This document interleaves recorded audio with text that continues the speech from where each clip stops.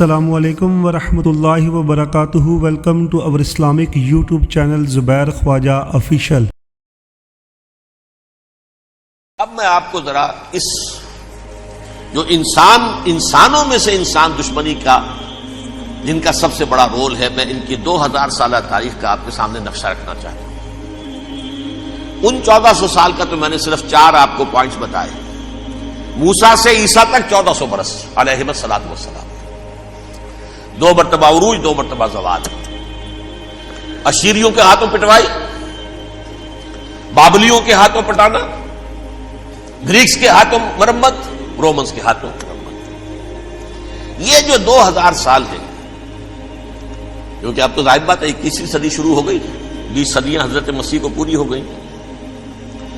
پہلی بات نوٹ کیجئے، حضرت مسیح کی پیدائش ہے سن 1 قبل مسیح۔ یہ نقطہ آپ نے کبھی سنا ہے یا نہیں؟ جب ملینیم کا سلسلہ شروع ہوا تھا پچھلے سال، تو میں نے بیان کر دیا تھا کہ ایک عجیب حساب کے اندر انہوں نے غلطی کی ہوئی ہے۔ حضرت مسیح کی پیدائش ہوئی 25 دسمبر کو، سن انہوں نے شروع کر دیا، اس کے بعد جنوری آئی تو پہلا سال شروع ہو گیا۔ اگر جنوری سے پہلا سال شروع ہوا تو یہ 6 دن جو ہے تو اس کے پچھلے سال میں تھے، لہذا کہا جائے گا کہ Jesus Christ was born 1 year before Christ BC۔ تو 1 قبل مسیح میں حضرت مسیح کی پیدائش ہوئی۔ یہ آخری اسرائیلی نبی اور رسول۔ یہودی علماء کی مخالفت، دشمنی، سولی پر چڑھوا دینا میں بیان کر چکا ہوں۔ سن 33 عیسوی میں جبکہ حضرت مسیح کی عمر 33 برس تھی، اللہ تعالیٰ نے انہیں زندہ آسمان پر اٹھا لیا، لیکن یہودیوں نے اپنے خیال کے مطابق انہیں سولی پر چڑھوا دیا، ان کی موت واقع ہو گئی۔ اگرچہ اس کے بعد یہ اختلاف ہے ان میں، یہودی کہتے ہیں وہ سولی پر چڑھ گیا، ختم ہوا، مر گیا، عیسائی کہتے ہیں نہیں، انتقال ہوا ہے مسیح کا صلیب پر، لیکن پھر وہ دوبارہ زندہ ہو گئے ہیں۔ ان کی لاش ایک غار میں رکھ دی گئی تھی، وہاں ریزریکشن ہو گیا، ان کا باعث بعد الموت وہی ہو گیا، اور پھر انہیں اللہ نے زندہ آسمان پر اٹھا دیا۔ تو ہمارے اور عیسائیوں کے درمیان نوٹ کر لیجئے، یہ چیز مشترک ہے کہ حضرت مسیح آسمان پر زندہ اٹھائے گئے۔ فرق کیا ہے؟ وہ سمجھتے ہیں کہ سولی دیے گئے، سولی پر مرے، پھر زندہ ہوئے، پھر گئے۔ ہم سمجھتے ہیں کہ نہیں، وما صلبوہ وما قتلوہ، انہوں نے نہ صلیب دے سکے انہیں اور نہ انہیں قتل کر سکے، بل رفعہ اللہ الیہ، اللہ نے اٹھا لیا۔ پھر ہمارا اور یہ اس کا عیسائیوں کا ایک اور اتفاق ہے، سیکنڈ کمنگ آف جیسس، حضرت مسیح دوبارہ آئیں گے۔ یہ عیسائیوں کا بھی عقیدہ ہے اور ہمارا بھی۔ بہرحال تو جیسا کہ میں نے عرض کیا کہ اس وقت یہ عذاب استیصال، عذاب اکبر کے مستحق ہو چکے تھے، لیکن اللہ نے ان کی مدت دراز کی ہے، لیکن ان پر دنیاوی عذاب کا ایک کوڑا جو ہے اللہ تعالی کی طرف سے اسی وقت برسا۔ دنیاوی عذاب دنیا میں رہتے ہوئے ختم نہیں کیا۔ 37 برس بعد حضرت مسیح کے رفع سماوی کے 37 برس بعد سن 70 میں یہودیوں نے بغاوت کی رومیوں کے خلاف۔ رومی ٹائٹس جنرل تھا ایک، اس نے پھر جو حملہ کیا ہے، 1,33,000 یہودی ایک دن میں قتل کیا یروشلم میں، اور ہیکل سلیمانی گرا دیا۔ وہ ہیکل پہلے بھی گرا تھا، پہلے 1400 سال کے دوران میں بھی نبوکدنضر نے گرایا تھا، لیکن پھر اس کے 150 سال بعد انہوں نے دوبارہ بنا لیا تھا، اس لیے وہ اسے سیکنڈ ٹیمپل کہتے ہیں۔ پہلا ٹیمپل جو حضرت سلیمان نے بنایا تھا، نبوکدنضر نے گرا دیا 587 قبل مسیح میں، پھر دوبارہ انہوں نے 150 سال کے بعد بنا لیا۔ وہ اس تاریخ کا حصہ ہے، میں نے جس کے بارے میں آپ کو تفصیل نہیں بتائی۔ اس میں یہ ہوا سن 70 میں وہ گرا دیا گیا، وہ آج تک گرا پڑا ہوا ہے۔ نمبر 2، یہ کہہ دیا گیا کہ یہودیوں اس ارض فلسطین سے نکل جاؤ، تم یہاں نہیں رہ سکتے ہو۔ لہذا جس کا جہاں سینگ سمایا چلا گیا، یورپ میں چلے گئے، ایشیا میں آ گئے، عرب میں آ گئے، یہ 3 قبیلے جو رات بھی میں نے عرض کیا تھا، بنو قینقاع، بنو نذیر اور بنو قریظہ یہ وہاں سے آ کے مدینے میں آباد ہو گئے، جس کا جہاں سیکھ سب آیا، افریقہ میں، ہندوستان میں، جہاں چلے گئے۔ ڈایاسپورا اسے کہتے ہیں، وہ آپ نوٹ کر لیجیے اس لفظ کو، ڈایاسپورا، ہمارا دور انتشار، جبکہ ہمیں ہماری اصل سرزمین تو فلسطین ہے، حضرت ابراہیم کا مسکن، حضرت اسحاق حضرت یعقوب کا مسکن فلسطین، یہ ہے ہماری اصل جاگیر، یہ تو ہماری جدی پشتی جاگیر ہے، لیکن یہاں سے نکال دیے گئے سن 70 عیسوی میں، اور وہاں سے لے کے 1917 تک ان کا ڈایاسپورا جاری رہا۔ یہ دور انتشار ہے۔ اس دور انتشار کے اب چند حصے ہیں جس کو میں چاہتا ہوں کہ آپ علیحدہ علیحدہ سمجھ لیں۔ دور انتشار کا جو پہلا جو ہے تقریباً 300 برس، رومی حکمران تھے، وہ یہودیوں کے بھی دشمن تھے اور عیسائیوں کے بھی دشمن تھے، عیسائی اور یہودی ایک دوسرے کے بھی دشمن تھے، لیکن رومی سمجھتے تھے کہ یہ ایک ہی تھیلی کے چٹے بٹے ہیں۔ رومیوں کے نزدیک عیسائی بھی یہودیوں ہی کا ایک فرقہ تھے، کوئی علیحدہ مذہب تو تھا ہی نہیں، لہذا رومی جو ہیں رومنز، وہ ان دونوں کو ستاتے تھے، مارتے تھے، اور یہ آپس میں لڑتے تھے، یہودی عیسائیوں کو مارتے تھے، عیسائی یہودیوں کو مارتے تھے۔ یہ ہے 300 برس تک کی تاریخ۔ سن 300 عیسوی میں کیا ہوا؟ ایک معجزہ ہو گیا۔ بہت عظیم ایمپرر کانسٹینٹائن، قسطنطین اعظم، رومن ایمپررز میں سے بہت بڑا ایمپرر، وہ عیسائی ہو گئے۔ اب تو معاملہ بالکل تلپٹ ہو گیا، پوری سلطنت عیسائی ہو گئی۔ اب عیسائیوں کے عیش ہو گئے اور یہودیوں پہ مار پڑنی شروع ہوئی۔ اب عیسائیوں کا آپ خود سوچئے کہ جنہیں وہ خدا بنا بیٹھے ہیں، خدا کا بیٹا قرار دے رہے ہیں، ان کے قاتل کون؟ یہودی بدماش۔ لہذا ان کی وہ پٹائی شروع ہوئی ہے یورپ میں، پوری رومن امپائر میں انہیں ذلیل کیا گیا، شہروں میں آمد بند، علیحدہ رہو، گھیٹوز کے اندر رہو۔ یہودی کا نام جو ہے وہ گالی بن گیا، جیسے آج بھی یہودی گالی کہتے ہیں، جیسے خنزیر کا لفظ، آخر وہ بھی اللہ کی مخلوق ہے، لیکن آپ کو معلوم ہے کوئی شخص زبان پر نام نہیں لانا چاہتا خنزیر کا، سور کا، ہے تو مخلوق، وہ بھی ایک حیوان ہے۔ ایسے ہی یہ ہے یہودی گالی، گیوٹ گالی۔ لہذا ایک طرف تو ان دونوں کے درمیان دشمنی، جس کو قرآن کہتا ہے وَأَغْرَيْنَا بَيْنَهُمُ الْعَدَاوَةَ وَالْبَغْضَاءَ، ہم نے ان کے مابین دشمنی جو ہے پیدا کر دی ہے۔ اور جب یہ پوری سلطنت عیسائی ہو گئی تو قافیہ تنگ ہو گیا یہودیوں کا۔ اب آئیے 571 عیسوی، یعنی جبکہ ڈایاسپورا کو کتنا عرصہ ہو چکا تھا؟ 500 برس۔ سن 70 سے شروع ہو رہا ڈایاسپورا، جب ٹائٹس نے گرایا ہے ہیکل کو اور نکال باہر کیا انہیں فلسطین سے، بھاگ جاؤ، یہاں ایک یہودی بھی نہیں رہے گا، فلسطین سے نکال دیے گئے۔ اس کے پورے 500 برس بعد سن 571 عیسوی میں حضور کی پیدائش ہوئی، ولادت باسعادت محمد رسول اللہ صلی اللہ علیہ وسلم۔ 610 میں آپ پر وحی کا آغاز ہوا، لیکن حضور کے ساتھ ان کا معاملہ کیا رہا؟ اول تو جبکہ حضور ابھی مکے ہی میں تھے، یہودیوں نے ریشہ دوانیاں شروع کر دی حضور کے خلاف۔ قریش مکہ کو سکھاتے تھے، پڑھاتے تھے، ان سے یہ پوچھو، ان سے یہ پوچھو، یہ اس طرح تنگ کرو، ان سے یہ امتحان لو، یہ آپ کے علم میں ہے۔ سورہ بنی اسرائیل میں، سورہ کہف میں وہ سوالات، جو امتحانی سوالات آئے تھے، ذوالقرنین کون تھا، اصحاب کہف کون تھے، تم رسول بنے پھرتے ہو تو بتاؤ، اور یہ روح کی حقیقت کیا بتاؤ، یہ ساری ریشہ دوانیاں کر رہے تھے بیٹھے ہوئے، ابھی وہیں پر حضور ابھی پہنچے بھی نہیں۔ ہجرت فرما کر حضور تشریف لے آئے تو حضور نے، جسے ماسٹر اسٹروک کہا جائے گا، یعنی اسٹیٹس مین شپ کا ماسٹر اسٹروک، آپ نے مدینے میں آتے یہودیوں کے ساتھ پیکٹ کر دیا، جوائنٹ ڈیفنس پیکٹ آف مدینہ، کہ اگر مکے والے ہم پر حملہ کریں گے تو ہم مل جل کر ایک قوم کی حیثیت سے مقابلہ کریں گے۔ یہ میثاق مدینہ کہلاتا ہے، جس کے بہت غلط معنی پہنائے جا رہے ہیں آج کل۔ بہرحال میں موضوع میرا چونکہ یہ نہیں، میں ادھر نہیں جاؤں گا، لیکن ہوا کیا؟ ہر مرتبہ یہ خیانت کے مرتکب ہوئے، ان نے جو عہد کیے تھے ان سے پھرے، اندر ہی اندر سازش ریشہ دوانی، حضور کی بدترین دشمنی۔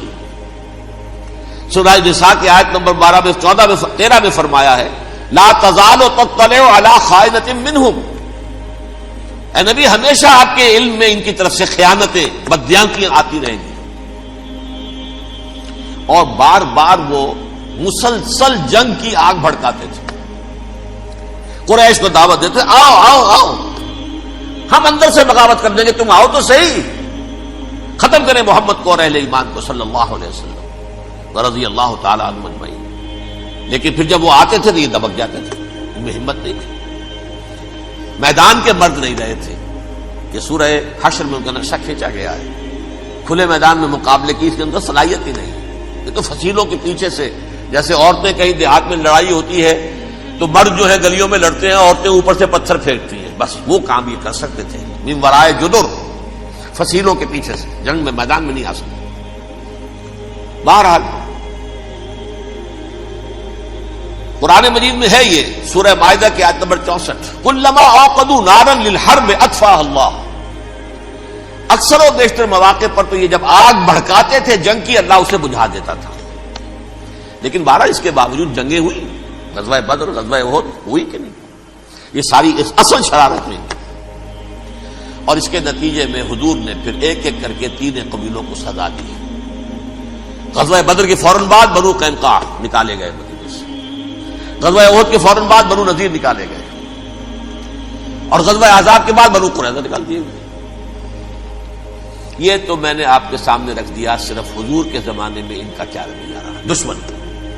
رات بھی ہم نے وہ آیت پڑھی تھی لَتَجِدَنَّ أَشَدَّ النَّاسِ عَدَاوَةً لِلَّذِينَ آمَنُوا الْيَهُودُ وَالَّذِينَ أَشْرَكُوا، اہل ایمان کی دشمنی میں شدید ترین تم پاؤ گے یہودیوں کو اور مشرکین بھی بعد میں ہے، پہلے یہودی۔ حضور کے بعد کیا ہوا اب یہ نوٹ کیجئے، یہ ان کی تاریخ کا دوسرا دور۔ حضرت عمر رضی اللہ تعالی عنہ کا عہد خلافت ہے، بیت المقدس کا محاصرہ کیا گیا، فصیل بڑی اونچی، شہر اندر سے سیلف سفیشینٹ، حملے کا راستہ کوئی نہیں، محاصرہ طول کھینچ رہا ہے، لیکن ان کے پاس رسد بھی موجود ہے، پانی بھی موجود ہے، وہ دروازے بند کر کے بیٹھے ہوئے ہیں۔ بالآخر اللہ تعالیٰ کی مشیت کا ظہور کیسے ہوا؟ ان کے کچھ علماء آئے فصیل پر، کہا دیکھو مسلمانوں، تم قیامت تک بھی یہاں پڑے رہو گے محاصرہ کر کے، ہمارا یہ شہر فتح نہیں ہوگا۔ ہاں ایک درویش بادشاہ کے ہاتھوں یہ شہر فتح ہونا ہے، لیکن تمہارے اندر ہمیں وہ نظر نہیں آ رہا۔ ابو عبیدہ بن الجراح رضی اللہ تعالی عنہ امین هذه الامہ، ان کا فوراً ذہن گیا، وہ درویش بادشاہ مدینے میں بیٹھا ہوا ہے، عمر رضی اللہ تعالی۔ اب ایک اور عمر بھی ہے جو قندھار میں بیٹھا ہے، نقشہ وہی ہے، سادگی کی حد تک نقشہ وہی ہے، بالکل وہی، اپنی آنکھوں سے دیکھا ہے، وہی سادگی۔ عمر اول، عمر ثانی تھے عمر بن عبد العزیز۔ اب ایک اللہ کے فضل سے اللہ تعالیٰ ایدہ اللہ بنصرتہ، اللہ تعالیٰ ان کی نصرت فرمائے، دشمنوں کو ان کے مقابلے میں نیست و نابود کرے۔ انہوں نے ریکویسٹ بھیج دی کہ حضور تشریف لائیے، یہ شہر فتح ہو جائے گا۔ وہ ہے سفر تاریخی، اتنا طویل سفر، تقریباً 700 میل، ایک اونٹ، ایک خادم، ایک منزل پہ امیر المومنین اوپر بیٹھے، خادم آگے چل رہا ہے، اگلی منزل پہ خادم اوپر بیٹھا ہے، امیر المومنین آگے جا رہا ہے۔ اور جب پہنچے ہیں تو وہ باری تھی خادم کی، انہوں نے ہاتھ جوڑ دیا، حضور خدا کے لیے تم کیا کہیں گے لوگ، وہ میرا برا حال کر دیں گے، تمہیں شرم نہیں آئی؟ امیر المومنین پیدل آگے چل رہے ہیں نکیل پکڑ کر، اور تم بیٹھے ہو اوپر براجمان ہو۔ حضرت عمر فرمایا الدور دورک، نہیں باری تمہاری ہے، بیٹھ۔ اس حال میں پہنچے ہیں، اور پھر یہ کہ ابو عبیدہ بن الجراح آئے ہیں، استقبال کیا ہے تو دیکھا ہے اس حال میں چلے آ رہے ہیں، عمر نکیل پکڑے ہوئے چلے آ رہے ہیں، اور کہتے ہیں کہ کہیں کیچڑ ویچڑ تھا، جوتے خراب ہو گئے تھے، وہ بھی اتار کے ہاتھ میں پکڑے ہوئے، کپڑے تو تھے ہی پھٹے ہوئے۔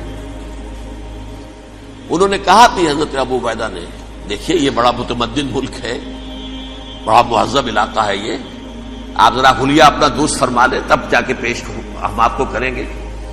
آپ نے فرمایا نحن قوم اعزنا اللہ بالاسلام، ہم وہ قوم ہیں جنہیں اللہ نے عزت دی ہے اسلام کے ذریعے سے، کپڑوں کے ذریعے سے نہیں، دولت کے ذریعے سے نہیں. اسی حال میں گئے ہیں، اوپر سے انہوں نے کھڑے ہو کر نشانیاں دیکھی ہیں، اپنی کتابیں کھولی، ہاں یہ وہی ہیں. اچھا لو جی سرنڈر، شہر تمہارے ہاتھ میں. خون کا ایک قطرہ نہیں بہا اور بیت المقدس فتح ہو گیا. لیکن اس وقت حضرت عمر نے ایک نرمی یہ کی کہ یہودیوں کے لیے بھی اسے اوپن سٹی قرار دے دیا. یہ احسان عظیم حضرت عمر کا. اس سے پہلے یہودی آ ہی نہیں سکتا تھا، داخل ہی نہیں ہو سکتا تھا، وہاں وہ آ کر وزٹ نہیں کر سکتا تھا، زیارت نہیں کر سکتا تھا اپنے مقدس مقامات کی. حضرت عمر نے یوں سمجھیے کہ تقریباً 550 برس کے بعد ان کے لیے راستہ کھولا ہے کہ ہاں تم آ سکتے ہو، زیارت کر سکتے ہو. لیکن یہ عیسائیوں نے لکھوایا معاہدے کے اندر، انہیں یہاں آپ آباد ہونے کی اجازت نہیں دیں گے، لیکن کم وزٹ دی پلیسز، دیکھیں زیارتیں کریں اور جائیں. یہ معاہدہ حضرت عمر کا ہے رضی اللہ تعالیٰ، جو پھر خلافت راشدہ کے بعد بنو امیہ نے بھی اس کو آرڈر کیا، بنو عباس نے کیا. پھر جو ہمارے یہ ترکوں میں اندر خلافت آئی تو ترک خلفاء نے بھی اس معاہدے کی پوری پابندی کی. فلسطین میں آ سکتے ہیں یہودی صرف زائرین کی حیثیت سے، وہاں آباد نہیں ہو سکتے. اب آئیے اگلا دور آیا حضرت عثمان کا دور خلافت. یہ ہے وہ وقت کہ اب یہود نے امت مسلمہ کی پیٹھ میں چھرا گھونپا. وہ کیسے؟ ایک یہودی عبداللہ ابن سبا اسلام کا لبادہ اوڑھ کر آ گیا، معاشرے کا جائزہ لے لیا. ان میں بنو ہاشم اور بنو امیہ میں جو پرانی کشاکش تھی اس کے کچھ نہ کچھ جراثیم باقی ہیں. اگر ان کو ذرا بھڑکا دے تو مسلمانوں میں انتشار پیدا ہو جائے. کہا یہ عثمان کون ہے؟ یہ تو بنو امیہ میں سے ہے، یہ حق تو بنو ہاشم کا ہے، خلافت ان کے پاس ہونی چاہیے، محمد کے تو رشتہ دار وہ ہے صلی اللہ علیہ وسلم. عوام الناس کے اندر بات پھیلنی شروع ہوئی. پھر ایک بڑی سازش کے انداز میں حضرت عثمان کے خلاف پروپیگنڈا، حضرت عثمان کے جو عاملین تھے، گورنر تھے، ان کے خلاف پروپیگنڈا، اور ایسی ہوشیاری کرتے تھے کہ کوفے میں کوفے کے حاکم کے خلاف کچھ نہیں کہنا. اجی مصر میں یہ ہو رہا ہے، اجی شام میں یہ ہو رہا ہے، اجی یہ جو عثمان ہے وہ یہ کر رہا ہے، یہ ظلم ہو رہا ہے، یہ لوٹ مار ہو رہی ہے، یہ خیانتیں ہو رہی ہیں. اب نہ تو اس زمانے میں مینز آف کمیونیکیشن، کیسے تصدیق کریں؟ افواہیں تو آپ آج کراچی کے اندر شروع ہو جائے تو پتہ نہیں چل سکتا کسی کو کہ کیا اس میں صداقت ہے کیا جھوٹ ہے. اور بری بات جو ہے فطرت انسانی کی کمزوری ہے، وہ فوراً قبول کرتا ہے. کسی کے بارے میں اچھی بات ماننے کو تیار نہیں ہوتا، لیکن بری بات تو فوراً تیار. بہرحال یہ فتنہ انہوں نے اٹھایا، حضرت علی کی الوہیت کا فتنہ اٹھایا، حضرت عثمان کے خلاف الفتنۃ الکبریٰ برپا کیا. حضرت عثمان شہید ہوئے. اس کے بعد 5 برس تک مسلمان ایک دوسرے کی گردنیں کاٹتے رہے، باہمی خانہ جنگی ہوئی. امت کو وہ زخم لگایا ہے جو آج تک جس سے خون رس رہا ہے. یہ شیعان عثمان اور شیعان علی تھے جو بعد میں پھر سنی اور شیعہ ہو، اور آج تک فتنہ کس نے جگایا؟ ایک عبداللہ ابن سبا یہودی اور اس کے کارندے، شیطان کا ایجنٹ، اور انسانوں میں سے بھی اس کے جو بھی حواریین تھے اور شیطانوں کے اندر سے بھی تھے، انہوں نے بھی اس آگ کو بڑھتا ہے.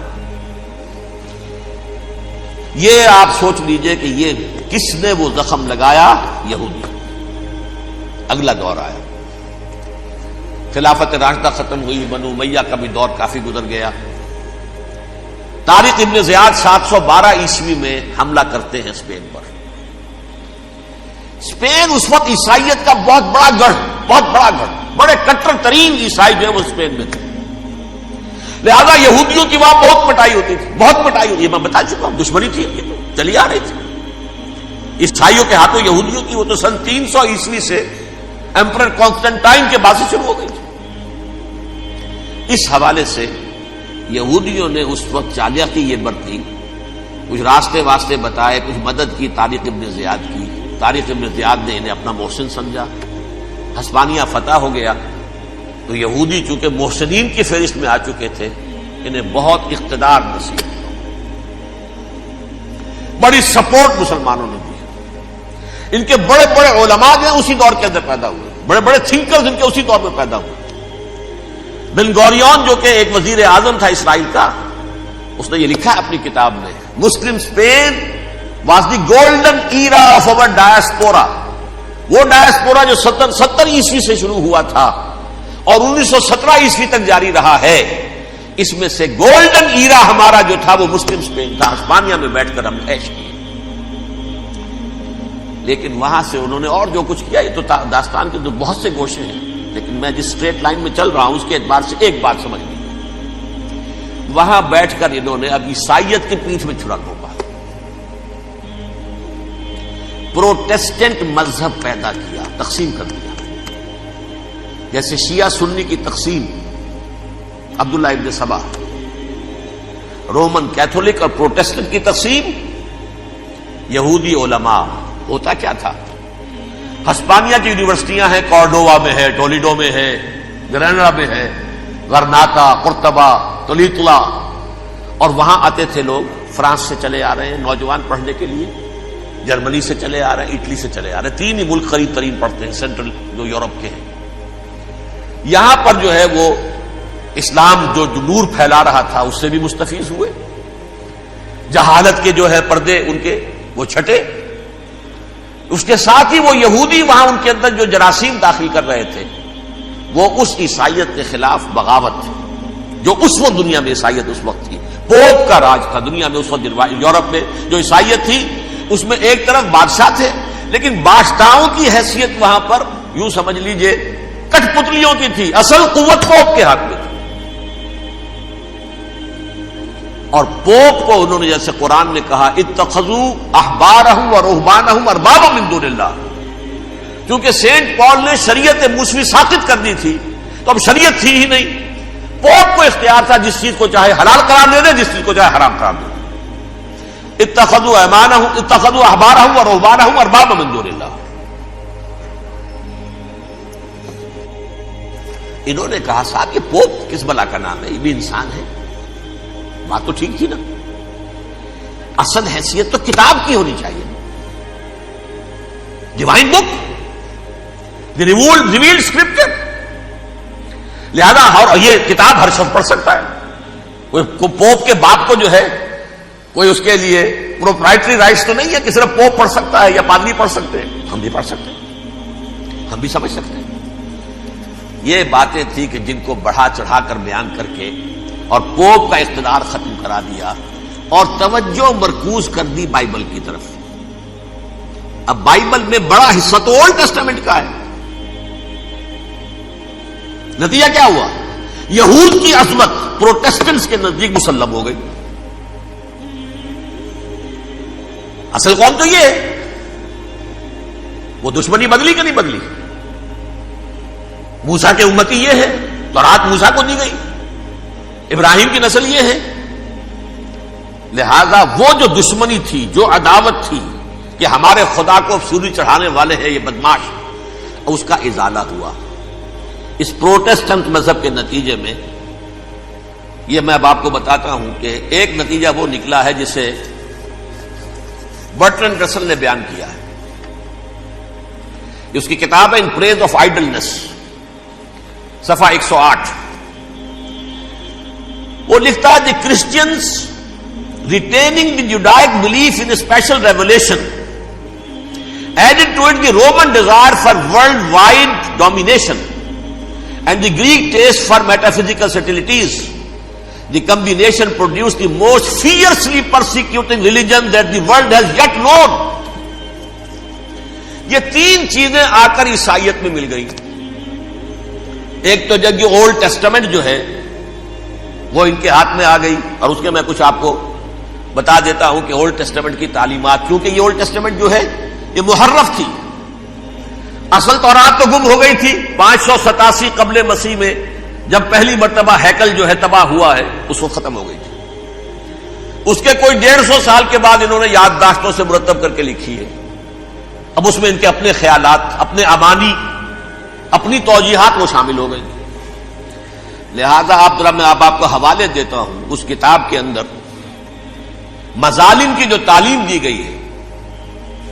اہل کتاب نے اپنے مظالم قتل عام کے جواز کے لیے تورات میں تبدیلیاں کی اور پیغمبروں پر دہشت ناکی اور بدترین حرام کاری کے الزامات لگائے. سنیے، پہلا حوالہ ہے یہ گنتی باب 31 آیات 17-18.